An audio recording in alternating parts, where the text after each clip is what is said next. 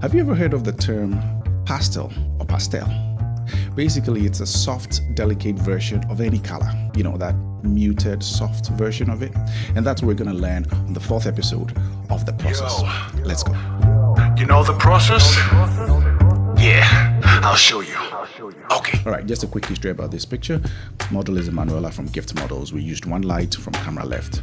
And in terms of Lightroom, I did not do much just by opening up the shadows because she has, this big afro and most of the light falling on her face is not that much. So I just wanted to open up the shadows just a little bit. I didn't do much change in any other aspect of it. This is just as raw as it gets. Now, one thing I noticed when I brought the picture in was that the background, in terms of the white balance that I used, that is 4,850, and the outfit that she was wearing on the top, kind of looked the same in terms of its color range. So I was like, that is interesting. I like how these two colors are like a light version of, yellowish, orange, red. I don't know whatever color that you see on your screen, but when I saw these two, immediately it clicked to me that I can make these two colors, that is the background and her top outfit, I can make these two colors match. And that is the idea that we went with in Photoshop. So let's get into Photoshop for you to see how the final image was done. I did my frequency separation, and when I zoom in, this is what the frequency separation did to the face. So this is the original, and then this is the after. The frequency separation is just to shape the face and make everything even. And then the dodge and burn is to bring back the shape if you've messed it up one way or the other. Like I said, ideally, you're not supposed to mess it up so much. But if you did, dodge and burn is what will give you that. You have the global dodge and burn, and you have the detailed or the close-up dodge and burn based on whatever it is that you need to do. Then we have the color. So the color, for me, once again, let's go through it quickly. I desaturate my images a bit, then I go to my levels and I bring in a bit more contrast. So I clip on the dark side and I clip on the light side.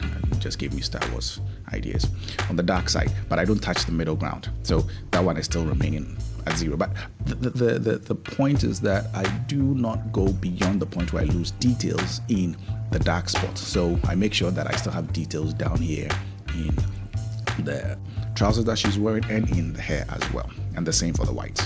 And then I add my color, and this is a custom color that I did or I have way back then for DexD Studios.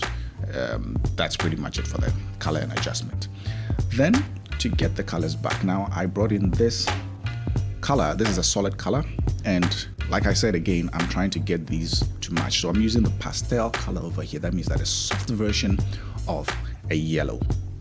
So I toned that down with this, and then I did a mask. So if I disable the mask, this is how the image would have looked like. You can see that it does affect her skin as well. So I need to take her out of that, and then just, nicely I bring back the skin tone. Then finally, I need to match the outfit to this background. Now this outfit will fall in the color range. If I pick the color here, you can see that it will take me to the reds, and that's exactly what I did. So the outfit falls in the red color zone. So over here, what I did was I boosted it way up, and if I turn it on, this is how it is. So I tried to match, the background to the outfit, and that's what I'm talking about. Changing the colors to be able to see or make your image better so that it feels, together, well planned. So even if you shot your picture without, any deep thought into the colors and how you're going to use a background, you can still fix that in Photoshop, and that is the main lesson for this video. So let's go back into Lightroom and let me show you what I did. Back in Lightroom, very simple stuff done. So I reduced the highlights just a little bit, added a bit of contrast, and then reduced my blacks. Basically just, playing with the contrast of the image. There wasn't any other thing that I did. If you check all through the saturation, didn't do much. Hue didn't do anything, not even much. I did not do anything to it. So coming back to Lightroom was just to finalize the image and export as is. So this is the before and this is the after, and that is all that you need to do. You do it right in Photoshop, very little work to be done after. So we've come to the end of this episode, and I hope that you enjoyed it. The purpose of this one was to show you that whatever color that you have in your image, you can manipulate it just a little bit to suit exactly what you want. In this case, we did the pastel colors. In your case, you can try with a complementary color, or you can do with the tribe. Get online, search for color wheel, and learn about the concept of the color wheel. And I believe that it will help you in every other image that you take to even improve it to the next level. So with that said, I'll see you in the next episode of The Process.